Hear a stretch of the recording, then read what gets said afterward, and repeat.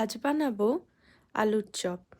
এটা বাঙালিদের একটা ইমোশনই বলা যেতে পারে। আমি জানি অনেকেরই আলুর চপ তো ভীষণ ফেভারিট। আমার তো খুব ভালো লাগে। তো চলো আজকে তোমাদেরকে আলুর চপ বানানোর রেসিপি শেখাই। তো সবার প্রথমে আমাদের আলুটা বানিয়ে নিতে হবে, যেটা স্টাফিং হবে।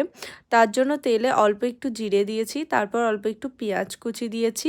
ভালো করে এটা নাড়াচাড়া করে হালকা একটু ভেজে নিয়েছি। তারপর আদা, রসুন আর লঙ্কার 1 চামচ পেস্ট এখানে আমি দিয়েছি, সেটাকেও ভালো করে ভেজে নেব। তারপর হলুদ গুঁড়ো, কাশ্মীরি লঙ্কার গুঁড়ো দিয়ে সমস্ত কিছুকে ভালো করে মিশিয়ে নেব। আর এদিকে সিদ্ধ করে ম্যাশ করে রাখা আলুটা আমি এখানে দিয়ে দিচ্ছি, দেব পরিমাণ মতন লবণ। সমস্ত কিছুকে ভালো করে মিশিয়ে নেব। যখন মশলার সাথে আলুটা ভালো করে মেশা হয়ে যাবে, তখন অল্প একটু ভাজা মশলা আর একটু আমি এখানে চীনাবাদাম দিয়েছি।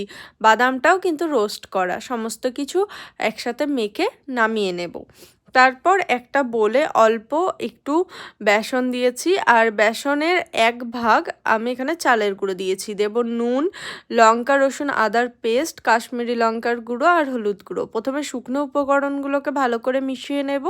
তারপর অল্প অল্প করে জল দিয়ে পুরো মিশ্রণটা একটা ভালো স্মুথ ব্যাটার বানিয়ে নেব। এখানে কিন্তু ব্যাটারটা খুব পাতলা বা খুব মোটাও হবে না, মিডিয়াম একটা ব্যাটার করতে হবে, যেন একটা আঙুলে এভাবে আঙুল ডোবালে আঙুলটা যেন কোট হয়ে যায়।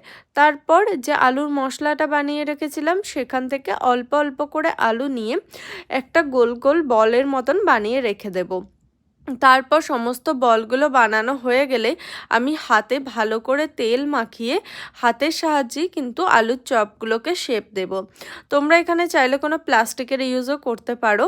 আমার হাতেই বেশি সুবিধা মনে হয়, তো আমি হাতেই করছি। তো কিছুই না, এইভাবে দুটো হাতের তালুর মাঝে এটা প্রেস করলেই কিন্তু এরকম একটা গোল আলুর চপের আকৃতি নিয়ে নেবে। তো এখানে আলুর চপের স্টাফিংগুলো আমার রেডি। ওপর থেকে একটু বেসন ছড়িয়ে দেবো, যাতে করে না এটা থালার সাথে লেগে যায়। তারপর একে একে সবগুলো আমি বানিয়ে নিয়েছি। এরপর তেল গরম করে নিয়েছি। তেলটা যখন একদম ভালো রকম গরম হয়ে যাবে, তখন মিডিয়ামে আঁচটা করে দেব। তারপর মিডিয়াম ফ্লেমে আমরা চপগুলো ভেজে নেব। প্রথমে আলুর ব্যাটারটাকে এভাবে বেসনে ভালো করে কোট করে নেব, তারপর একে একে তেলে ছেড়ে দেব। তোমরা চাইলে এখানে চামচও ব্যবহার করতে পারো। আমার হাতে বেশি সুবিধা মনে হয়, তাই হাতেই করছি।